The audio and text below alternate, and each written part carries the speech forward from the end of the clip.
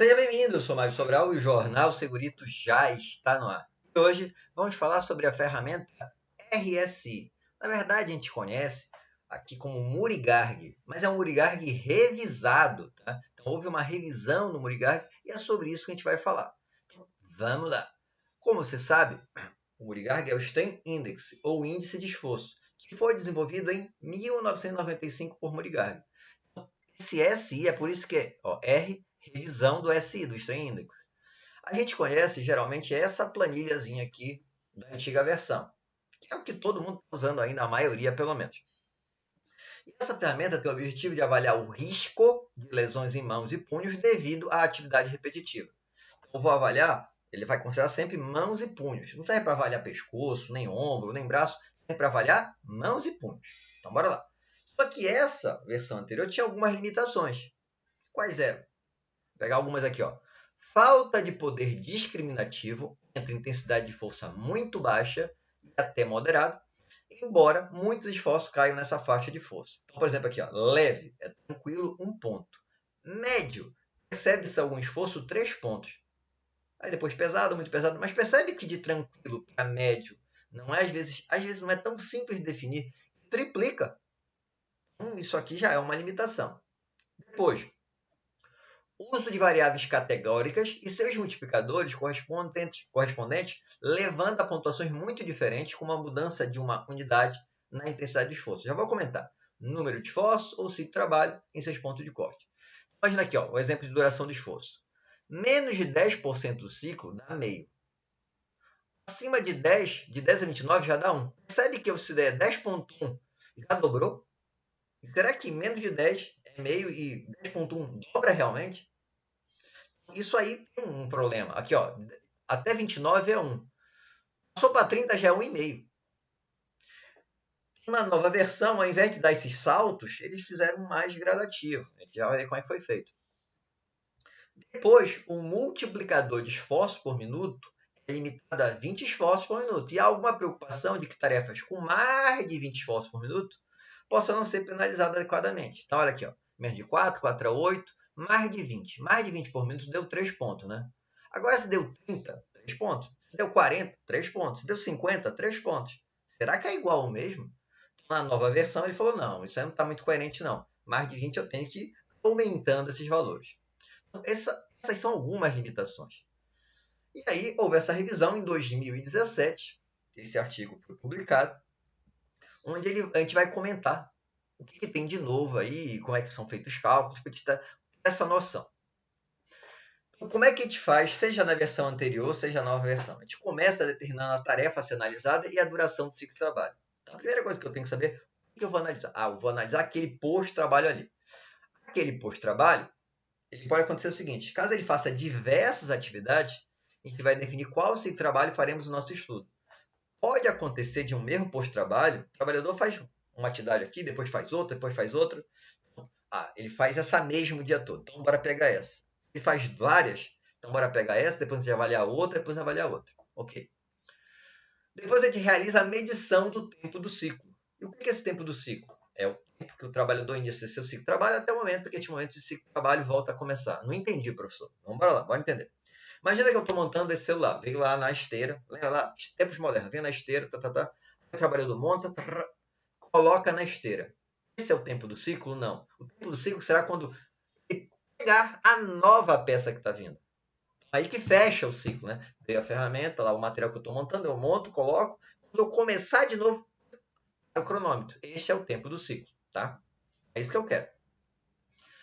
Depois eu vou observar a tarefa e dar o valor para cada uma das 5 variáveis da ferramenta e marcar os seus multiplicadores. Na versão anterior eram 6 variáveis, agora diminuiu para 5. E, por fim, realizar a multiplicação dos seus 5 multiplicadores e comparar o valor obtido com o grau de risco estabelecido pela ferramenta. Então, vão ter 5 multiplicadores, a gente vai depois, no final, multiplicar eles, vai dar um resultado e eu comparo como se fosse um limite de tolerância. Acima disso é um problema, abaixo disso não é tanto problema assim. E quais são os multiplicadores? É o MI, o multiplicador da intensidade do esforço, que verifica a força. O ME, multiplicador de esforços por minuto, que verifica a frequência. O MD, o multiplicador de duração por esforço, então quanto tempo demora os esforços. O MP, o multiplicador de postura mão-punho, postura da mão e do punho, flexão e extensão. E o MH, a multiplicação de duração da tarefa por dia, que são quantas horas por dia ele faz aquela atividade que a gente está analisando. Então, bora ver cada um deles. Vamos começar pelo MI, intensidade do esforço. Ele coloca um critério. Não? Se for leve, é um esforço um pouco perceptível ou relaxado. E o BS, o que é BS? Na verdade, é a escala de Borg. Então, 0 a 2. Já vou explicar isso aqui para você entender melhor. Um pouco difícil é um esforço perceptível ou definido. A escala de Borg 3. Difícil, esforço óbvio, expressão facial inalterada, 4 a 5. Muito difícil, esforço substancial, muda a expressão, ou seja, você faz careta de tanta força que você está aplicando. Então daria de 6 a 7. E quase máximo usa tronco ou ombro para a força, de 8 a 10. Então você tem que usar o resto do corpo para aplicar força. Essa escala de Borg é uma escala criada pelo fisiologista sueco Gunnar Borger para classificação da percepção subjetiva do esforço. O indivíduo utiliza a escala para apontar sua própria percepção de esforço. Então imagina que tu tem uma alavanca para puxar. Eu pergunto para você, olha, 1 sendo o menor esforço que você tem para fazer e 10 o máximo de esforço. Tu acha que tem quanto aí para puxar essa alavanca? Aí tu fala 6. Ah, então tudo bem, é forte. Aí tu fala 2. Ah, tá, é fraco. É um pouco subjetivo, mas tem um critério aí envolvido, tá? Uma ciência por trás disso, com certeza. E aí, o que eu vou fazer? Eu vou pegar esse valor aqui da escala de Borg, vou dividir por 10. Vou ler aqui embaixo primeiro. I é igual à intensidade do esforço. É o percentual de contração voluntária máxima que pode ser obtido pela classificação de Borg, TR10, dividida por 10. Então, eu pego esses valores, por exemplo, se você disse 2, eu pego 2, divido por 10, dá 0,2. Tá? E vou jogar nessa equação. 30 vezes I ao cubo, menos 15,6 vezes I ao quadrado, mais 13 vezes I, mais 0,4. E lembra que o I é daqui, né? Só que lembra que é de 0,1, 0,2, 0,3, porque é dividido por 10. Se é 0,1, se for de 0,1 até 0,4, eu jogo nessa equação. Agora, se for mais de 0,4, eu vou jogar nessa outra equação. E, professor, tem uma matemática aí puxada para mim. Não te preocupa. Primeiro que aqui só está um elevado, que não é tão complicado assim. E segundo, que a gente pode jogar isso no Excel e está resolvido. Tá? Mas eu quero que vocês entendam a ideia. Eu tenho uma equação aqui para 0,1 a 0,4, esforços menores, e eu tenho uma outra equação para esforços maiores. Bora fazer um exemplo. Imagina que lá na escala de Borg, vamos voltar lá para vocês lembrarem. Na escala de Borg, você disse que era 2, fraco. Tá? Você vai pegar 2, o I vai ser quanto? 0,2. Lembra que tem que dividir por 10. E como deu 0,2, qual é a equação? 0,1 a 0,4, essa primeira equação aqui. Aí eu vou jogar nessa equação aqui. No lugar do I, eu substituo por quanto? Por 0,2. Então, 30 vezes 0,2 ao cubo, menos 15,6 vezes 0,2 ao quadrado, 13 vezes 0,2, mais 0,4. Faço o cálculo, deu 261. Esse é o resultado do meu multiplicador de intensidade de esforço. Tá? Morreu aí. A grande vantagem dessa nova versão é que antigamente, lembra que tinha uns saltos? Que de repente pulava, pá, pá. Ele não era contínuo. Agora, nessa nova versão, que aqui essa linha, essa curva aqui, percebe que é mais suave. Quando passa de uma quantidade de força para outra, não tem saltos. Vai suavemente, justamente em função da aplicação dessas equações. Antigamente era na porrada, subia, pá, pá. Melhorou. Tá? Continuando, esforços por minuto. A gente vai contar o número de esforços realizados pelo trabalhador no seu ciclo de trabalho. Lá no nosso exemplo do celular, digamos que eu faço alguns esforços, aplico algumas forças, eu aplico, sei lá, faço 4 esforços durante a montagem desse celular, naquele ciclo. Eu vou contar. 4, 3, 2, 1, ok, vou contar. E aí, eu posso fazer uma regra de 3. Número de esforços está para o tempo do ciclo, assim como o x está para 60 segundos. Por que 60 segundos? Porque eu quero saber o número de esforços por minuto. E 1 minuto são 60 segundos. Então, eu faria isso aqui, ó. Número de esforços vezes 60 por tempo do ciclo. O número de esforços. Imagina que eu faço 4 esforços no ciclo que eu estou analisando. Esse ciclo aí de montagem de alguma coisa demora 10 segundos. Então, o que eu faço? Lembra lá? Número de esforços 4 vezes 60 dividido por 10. Joguei aqui, ó. 4 vezes 60 dividido por 10 dá quanto? 24 esforços por minuto. Não acabou. Eu já sei quantos esforços por minuto meu trabalhador faz. O que eu faço agora? Se, nesse exemplo é menos de 90, né? Quando for menos que 90 ou até 90 esforços por minuto, é menor ou igual, até 90 esforços por minuto, eu uso essa equação. O E aqui significa justamente esforços por minuto. Se por acaso eu faço mais de 90 esforços por minuto, eu uso essa outra equação. Bora fazer um exemplo. No nosso exemplo era 24, né? 24 é menos de 90. Então, é só isso. 0,10 mais 0,25 vezes 24 dá 6,1. Se por acaso fosse mais de 90 e nós fosse 100, o que vai fazer? A equação seria essa. No lugar do E, eu colocaria 100. 100 elevado a 96 multiplicado por isso, que vai dar 27,78. Tá? Aqui também, lembra que na versão anterior, até 20, acima de 20 sempre era igual. Ele falou, não tem lógica isso. Então, o que ele faz agora? Agora, dependendo do esforço, vai mudando, vai aumentando. Bora agora para a duração por esforço. Então, a duração do esforço, antes de mostrar lá a equação, é o tempo que você fez aquele esforço. Então, nosso exemplar eram 4 esforços. Mas você ficou fazendo esforço por quanto tempo? 10, 20 segundos, 30, 40? Quanto tempo você fez esse esforço? Se você fez até 60 segundos, na verdade, porque menor é igual, aquele esforço que você fez foi até 60 segundos, você joga nessa equação, 0,45 mais 0,31 vezes D. Imagina que foram 20 segundos de esforço. 0,45 mais 0,31 vezes 20 dá 6,65.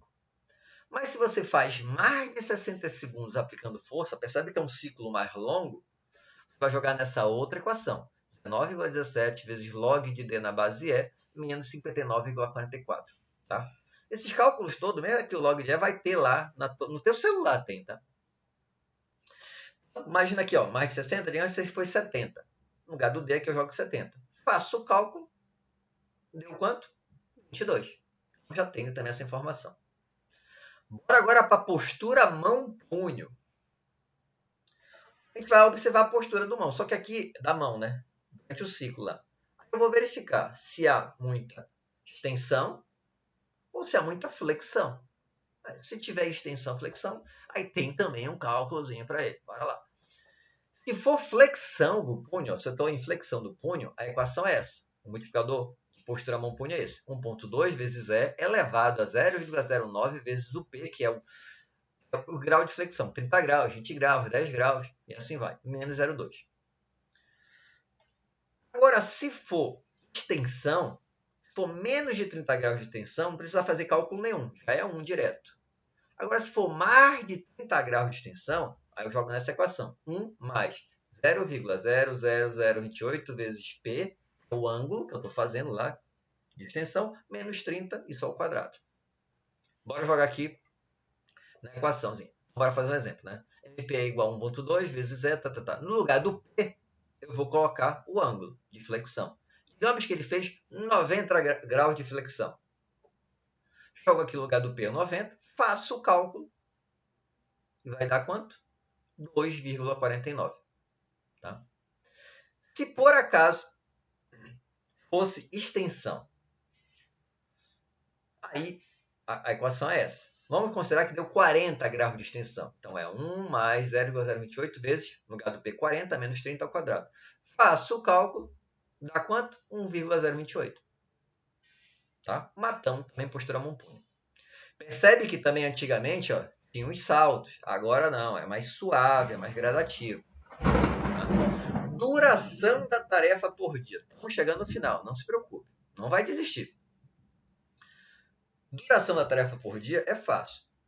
Até 3 minutos, TCH é a duração da tarefa por dia em horas. Então, 1 hora, 2 horas. Mas se eu fizer só 3 minutos, eu já coloco lá 0,20. Já começa de 0,20. O multiplicador de duração da tarefa por dia aumenta rapidamente de cerca de 0,2 em 3 minutos de duração da tarefa. Para aproximadamente 0,5 em 1 hora de duração da tarefa. Então, 3 minutos já tem 0,2. Agora, se for mais do que 0,05, mais de 3 minutos, aí eu tenho essa equação para jogar. E esse H aqui é o número de horas fazendo aquela atividade.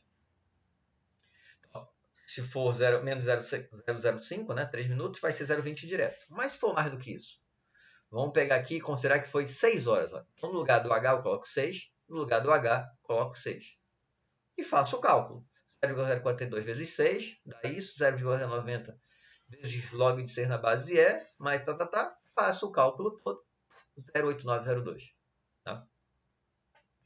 Também é diferente. Antigamente dava os saltozinhos lá e agora ficou mais suave, ficou mais preciso, na minha opinião.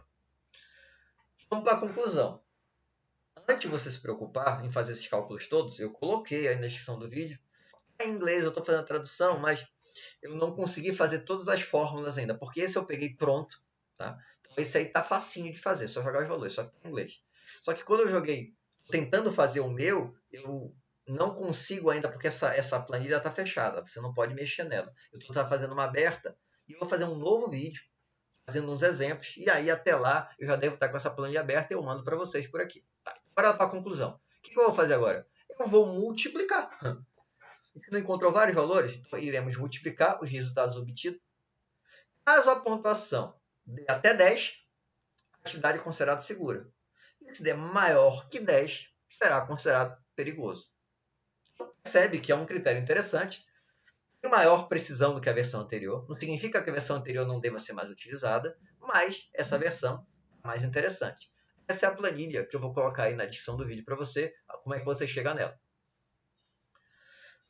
Eu queria dar um alerta final. Cuidado com o uso de qualquer ferramenta de análise ergonômica. É apenas uma análise complementar. Toda ferramenta, inclusive essa, lá no artigo mesmo ele fala, olha, ainda tem coisa aqui que a gente tem dúvida. Então, é um indicador para a gente, mas não é 100% precisa, como nenhuma ferramenta é, tá? Como você sabe, todo vídeo tem indicação de um livro. E hoje vou indicar um livro em espanhol, mas é o melhor livro que eu tenho com a aplicação de ferramentas ergonômicas. Ele explica detalhadamente várias ferramentas, tá? Eu acho um bom livro. Uma avaliação ergonômica pós-trabalho, da editora Paraninfo. Espero que tenham gostado. Se gostaram, já sabe, né? Curte, compartilha. E alguma dúvida ou sugestão de pauta, coloque embaixo nos comentários ou manda e-mail para sobralj@hotmail.com. Um abraço e até o próximo programa.